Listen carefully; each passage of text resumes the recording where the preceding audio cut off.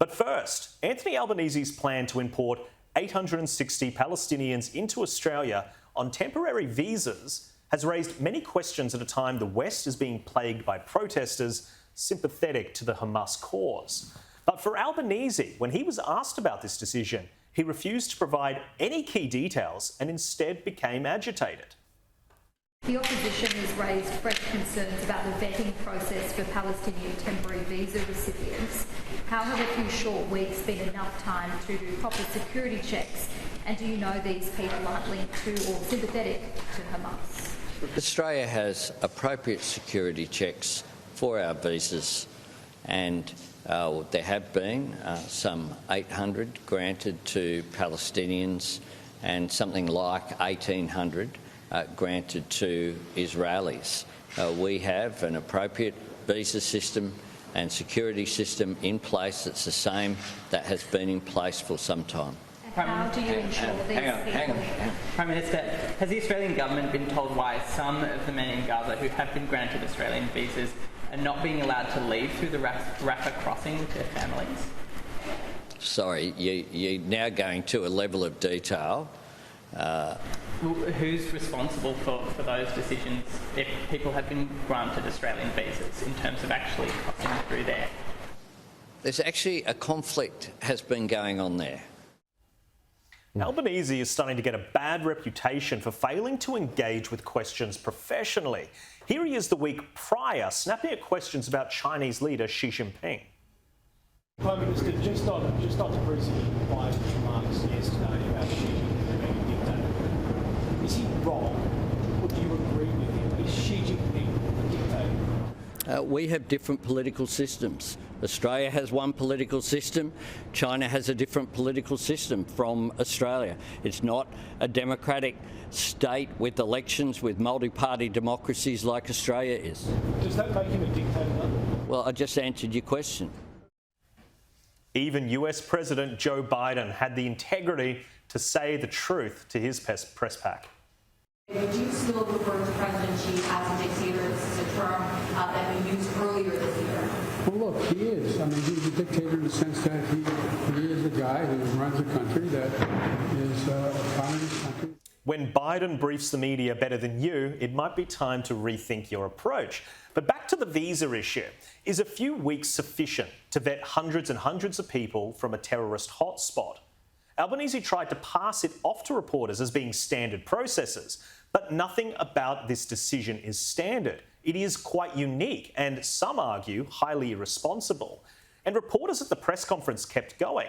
They asked our Prime Minister how he could ensure Australian values would be adhered to.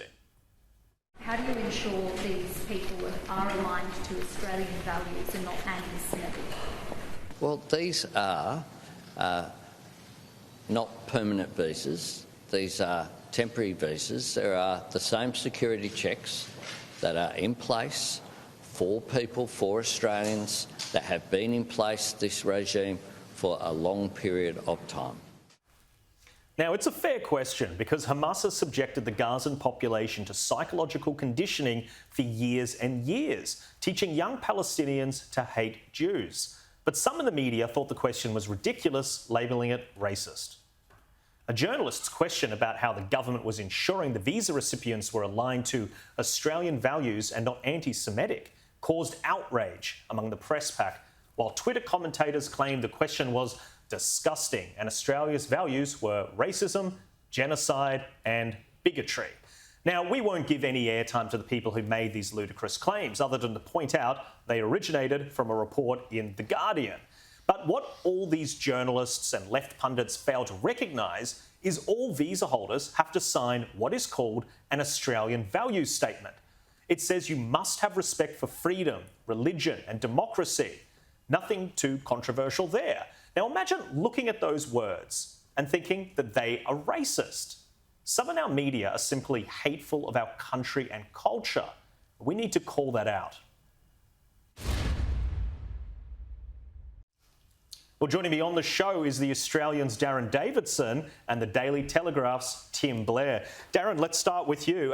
It's been a massive couple of weeks for Anthony Albanese. I think it always shows the fatigue sometimes that our leaders have when a fairly benign question starts to get that degree of agitation. Yeah, I think we're really beginning to see the cracks now, aren't we? He's been travelling a lot, as we all know. That's been extensively reported, and from what I understand, talking to some of the journalists that travelled with him, he's been very bad-tempered on the most recent trip, and I think that's unreasonable, really, in terms of the tone when he was talking to those journalists. And as you said, he got very agitated with very reasonable questions. You know, what type of security checks were undertaken? What type of visas are these people getting? There's a real risk here that we could be importing trouble into the country. These people could be Hamas, people could be disappearing into the civilian population in civilian clothes. And I think Tony Abbott pointed out this week on Sky News that as many as 70% of the population there actually believed that the atrocities that we saw on October the 7th were justified. So there is a real security risk here. And so those questions were entirely reasonable. And unfortunately, he said, you know, that's a bit too granular or detailed. That the detail really matters. It's really, really critical. Yeah, that's absolutely absurd. And Tim, in terms of, you know, the handling of the questions, is it just jet lag? Or do you think, as Darren puts it, the cracks are starting to appear? No, it's a fair point about jet lag. Albo isn't used to performing at his best at sea level these days. By the end of the year, he might be the first human being in history to be hospitalised for jet lag.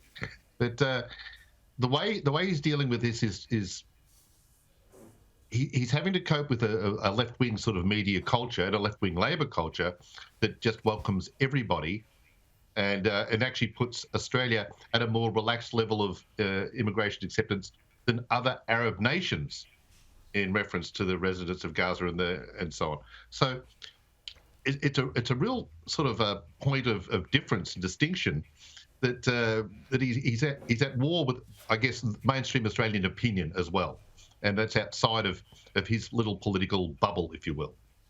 Yeah, good point. I mean, you would think with a policy that has such significant implications, he would have the details. He's the Prime Minister. He's the one that has to get granular when those questions are asked